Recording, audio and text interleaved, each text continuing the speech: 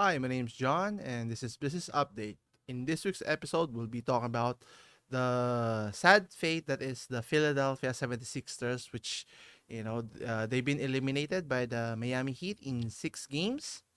It was a competitive series, but, with injuries to Mr. Joel Embiid and the lackluster play of his new teammate, James Harden, led to their demise here, which leads us to our big discussion today.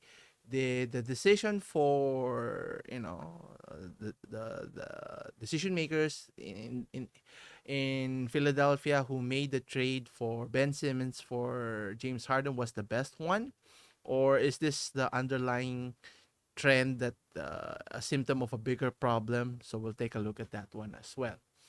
So obviously the season didn't pan out the way they planned. They were hoping for championship aspiration as the almost MVP for this year. So congratulations for Mr. Jokic for winning the MVP race, which goes back to our main issue. Now you have a MVP caliber player in Joel Embiid, but the question here is, did you surround him with the quality or necessity players to be a championship contender? Now, the only star players that they have is you overpaid for Tobias Harris for roughly 30 to 40 million dollars per year for the next 3 years, and then you traded for James Harden, and then that's it.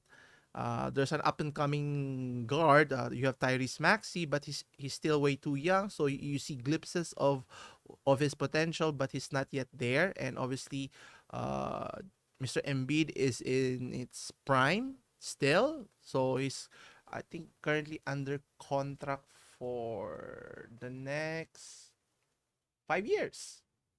So that's the window that they have. And if the team is not able to capitalize on it, they have wasted the prime years of Mr. Embiid, who was seen frustrated when asked about the situation here. And anyway, so let's take a look first on the result here.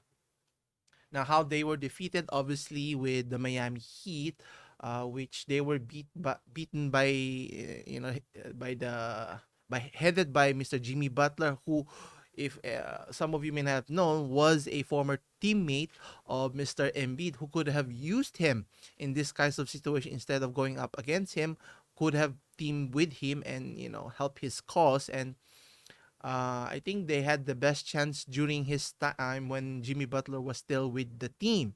I think that was way back in 2019, where they came up short when they were eliminated in a Game 7 match with the Toronto Raptors, who were the eventual champions of that year, via Mr. Kawhi Leonard's miraculous 3-point shot, I think, or 2-point shot, I forgot. But the buzzer beater winner is what led to their defeat. And after that year, they had to choose whether to sign Tobias Harris or Jimmy Butler at the time. And lo and behold, the decision makers in Philadelphia decided that Tobias Harris was the better player, and signed him to a lucrative contract, wherein Jimmy Butler signed to Miami, and which led to one championship appearance, and now two uh, conference championship appearance. So I think Jimmy Butler is the way better player if you compare to their outcomes here, and obviously a way better leader compared to Mr. Tobias Harris here. But I think the problem of the Philadelphia 76ers goes back way back before, when they started the process that they're calling it, in terms of trying to get the best player on that particular draft, being able to net Joel Embiid, the number one draft pick, as well as Ben Simmons as a number one draft pick also. But obviously, getting the best players is one thing, but surrounding them with competent role players is another key factor. Now, obviously, Joel Embiid turned out to be a monster MVP candidate, and then Mr. Simmons turned out to be a all-star defensive stalwart. But the sad part on Mr. Simmons, despite his young age, he was too successful for his own good, not thinking of developing or rounding out his skills. Obviously, On the defensive end, in terms of athleticism, he was tremendous. But on the offensive end, where you'll be exposed in the playoffs, couldn't shoot to save his life, couldn't shoot a free throw to save his team, which matters most at the end. And to be a ball hog, having primarily role of handling the ball most of the time, couldn't even shoot, which is the name of the game of basketball, is a detrimental to their success. And obviously, if you have a guard who can shoot the ball, which narrows the availability of space for Mr. Embiid to position himself underneath the basket. And eventually, they let that what do you call this, flaw for Mr. Embiid to prosper and not to do anything about it, which goes back to the way the management developed Mr. Embiid here. Not Embiid, Simmons here. And then come in Mr. Butler, who showed tremendous fire, the leadership that they were looking for, and they did not even consider him as a viable future player that they can partner with Mr. Embiid. But anyway, so following the near close championship aspirations that they had in 2019, then which led to the debacle, which is the year before, where Mr. Simmons couldn't even shoot the ball or dunk the ball, where he was too afraid of getting fouled and failing to hit those free throws, which necessitate from him to not wanting to play for the team, and then being traded to the Brooklyn Nets, which is another debacle altogether, which I've discussed in a previous video. I suggest you check it out. But for discussion here, going back to the Philadelphia 76ers, is it just the fault of the players that they drafted, not developing them, and then getting another superstar player in return for Mr. Simmons, in this case, James Harden, but it didn't turn out the way they expected. The sad fact is the I think is it the president? Yeah, the president, and I think the general manager of the Philadelphia 76ers is to be held responsible for the debacle that is happening, not surrounding the right players, developing the right players to surround Mr. Joel Embiid, because time is ticking on Mr. Embiid's prime, as mentioned. And if we were to look at this of their roster, so take a look at the 2021-22 roster here. You have their top three, highest paid players. James Harden is earning 43 million. Tobias Harris, who's even paid more than Mr. Embiid, who doesn't even score more than 20 points. So I think he's overpaid. And then looking to next year, should you pay Mr. Harden the max contract for his next, if he were to opt out in his contract next year, which I think it would be a terrible decision if they were to extend him, given that his lackluster performance. And it's not only an isolated performance here, because if we were to look closely in his performance here, so if you were to look at his heyday way back in the Houston days, where he's scoring 25, 27, all the way to 36 back in 2019, and even 34 points way back in 2020. But after that, he's been on the decline all the way when he was traded to Brooklyn, and he was not happy also, has been on the, a precipitous decline all the way when he was traded to Philadelphia here. I think the main problem here is when Daryl Morey resigned from Houston Rockets as the general manager, and he changed teams to Philadelphia.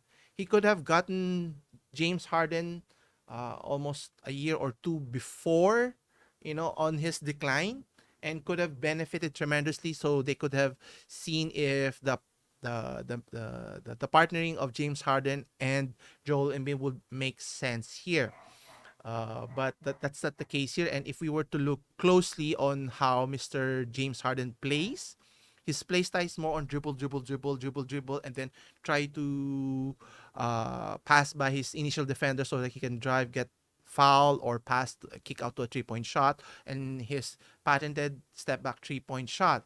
well, I don't know if it's his decline or maybe he's not in shape, he's out of shape. That's why he's not able to do those things that he was able to do in the past. And the fact he's only in his early 30s is pretty curious in a sense. So I'm leaning towards more in terms of his conditioning because, compare that to, let's say, a LeBron James or even a Michael Jordan at their peak, mid 30s, they're still playing at a very high level in terms of, developing other skills of their play style, not just uh, driving to the hoop, dunking when you're still young, with your athleticism.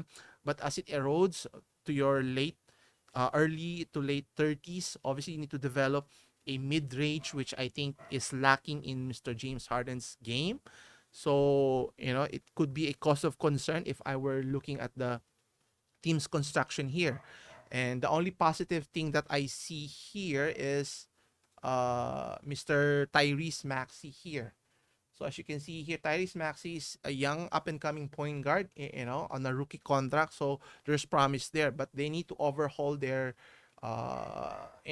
reliance on Mr. Tobias Harris. They could have gotten a cheaper contract in the case of Mr. Aaron Gordon, who plays for the Denver Nuggets, who plays a similar position, way cheaper, way more effective, and you could have gotten two players for the price of one. So again, Mr. Embiid needs 3 and D players and a competent shooter to complement his dominance inside. And you have 5 years more to give him a chance to win the championship. Otherwise, it would have been wasted. You're paying practically 3 players in the north of 100 million already in salary, and you need veterans to push young guns here, and they're all technically young guns here.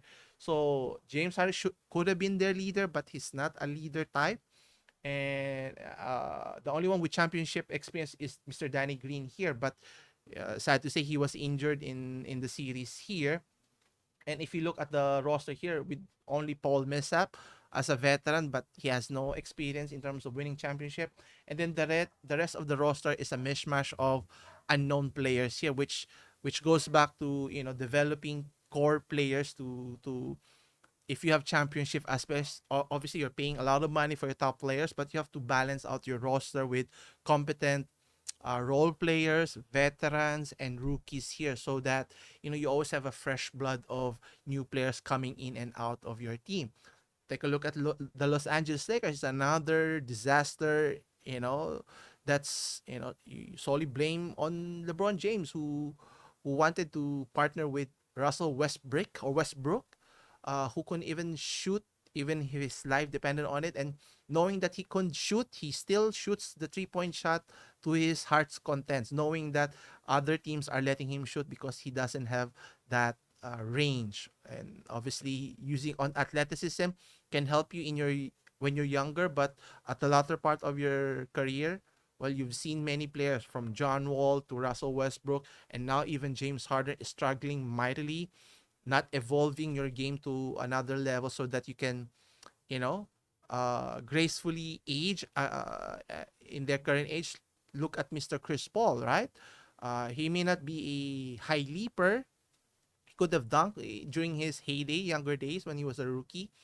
But eventually he focused on one of the key skills that's very far few in between, which is the mid range here. And whether you post up if you're a big big guy, or maybe have a mid range like how Mr. DeRozan does it, and you need to complement it with diversifying your play style so that it's difficult for you to be stunted or limit your offensive ability here. And obviously getting paid the most money, a lot is expected, and if you're not ready for criticism, similar to how James Harden is reacting and even Mr. Ben Simmons is reacting.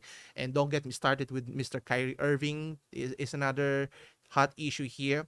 Those people are getting a lot of money, but none of the responsibilities that is expected of a high stature of players like they are, which goes to show, it's, all skills is not cracked up all to be in terms of having all the benefits but none of the downsides here. But that's not always the case in reality here. Anyway, the question is what will happen to the 76ers come next season? Should they sign Mr. Harden to a max contract, which I don't think, they should fire Mr. Morey and Mr. Brand if they were to offer that. Maybe at a lower salary, maybe make him become the third best player of the team, and then trade away Mr. Tobias Harris for a better player, and see what happens here. And I'm very saddened because I'm a big fan also of Mr. Joel Embiid because one of my favorite players of all time, not Michael Jordan, is Mr. Hakeem Olajuwon, who plays back to the basket with the agility that he has, and the closest that comes to his ability is the current iteration of Mr. Embiid here.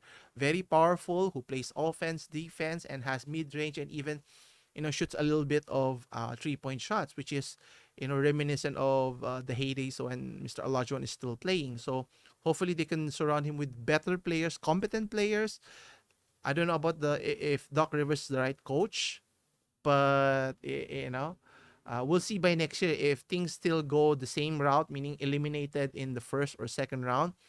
They need to look for a better coach like a Nick Nurse, maybe Mr. Budenholzer. I don't know if he's available, but look for more competent coach. Put better decision makers in the team. One of the ideal is maybe you can get Masai Ujiri to manage a team because look at Toronto. Even though Mr. Kawhi Leonard has already left the team, they've already come back to the playoffs with the up and coming Mr.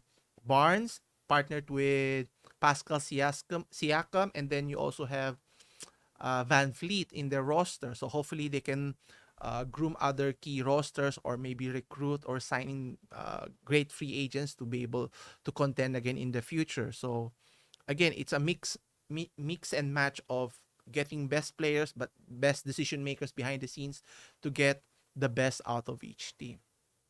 Well, we'll see what happens to the Sixers next season. Hopefully, less of the drama, more focus on winning basketball games in the future. Anyway, that concludes our discussion for today. Anyway, continue supporting the channel. We're already reached more than 900 subscribers, so thank you for all the new subscribers. Continue supporting the channel by hitting the like and subscribe button. As always, I'll see you again next week. Take care.